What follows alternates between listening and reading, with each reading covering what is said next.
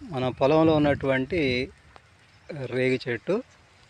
ఈ రేగి చెట్టు కాసినటువంటి ఈ సీజన్లో మొదటిసారి కాసినటువంటి రేగి పండు అయితే నేనైతే ఇప్పుడు రుచి చూస్తున్నానండి. చూడండి, ఇది నాటు రేగికాయ.